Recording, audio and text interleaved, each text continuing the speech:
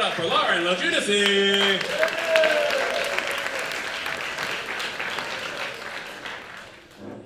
Hi. So I'm on a ferry boat.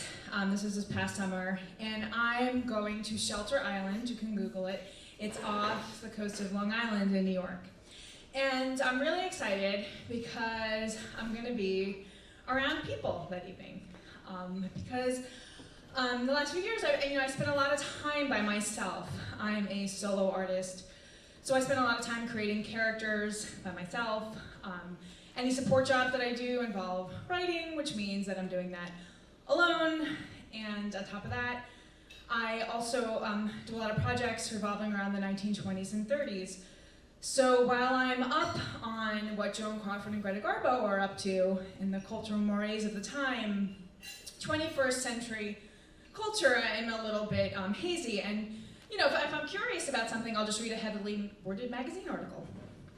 So I'm excited because I'm gonna hang out with some people. And there's like deeper reasons for all of this, but I don't want to think about that because I'm just gonna have fun that night. And my friend invites her friends, and we all go out to this outdoor bar restaurant and hang out, and it's right by the water. And then all of a sudden, I feel like kind of like an anthropologist because I'm not usually around environments like this. So then in walks someone who I found immediately intriguing, because I've read about this kind of type. He had on a white man wearing khakis and a button down. And I've heard that kind of profile usually means that he works in the finance or some sort of corporate industries. And then he had his shirt untucked. And according to my research, that is for two reasons. One, it connotes a relaxed look.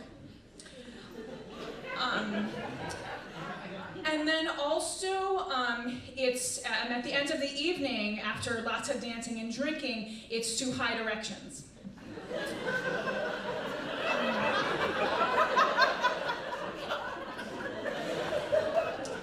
So he comes in, and he's like right around my friends, and then he says a word I've only read before. And I've never heard it out loud. I didn't even know it was pronounced that way, so I was so excited. And I turned to him, and I said, "What is that word you just said?" And oh my God, your shirt is made of seersucker. That's awesome. But that word. And he said, what? And I'm like, it's spelled, I think, B-R. He's like, bruh? Like, yes! I've only seen that in magazines. And he's like, that's weird. And I smiled this very familiar, complicit smile, and I excused myself and went down to the boats and kind of like made sure I wasn't seen, and I started crying. And you might say, like, who cares what that person says? Like, why are you crying over that? And he hides erections with his button downs. I mean, come on. But I brought back to all the other times I was called weird. And a particular memory came up. It was sitting in Sister Mary Eileen's math class, and this bully was screaming in my face, making fun of me. And the rest of the class was laughing too, and I just wanted him to stop. So I smiled that complicit smile. Guts, I mean, what guts? I was 11, I just wanted someone to be nice to me. And the thing is, like, that it never stopped. The bullies always found me. I always found a way to find them and walk into their abuse. And I thought to myself, like, when is this ever gonna end? I mean, maybe it's better that I isolate myself because it's just not right for me to go out, and it's just too much. And I tried to, like, put these thoughts aside, and I went back up, hung out with my friends. And just at that moment, George Michael's Freedom comes on. And, when I'm spending my days alone, like, I'll have solitary dance breaks. So, break up the day, I have a record player, put it on, and, I just kind of dance like no one's looking, and it was almost like automatic. I'm sitting there dancing, and Brah and his friend, like look at me. I mean, they're about to like share a chuckle at me, and then I just like turned around. I was like, "What's your problem?"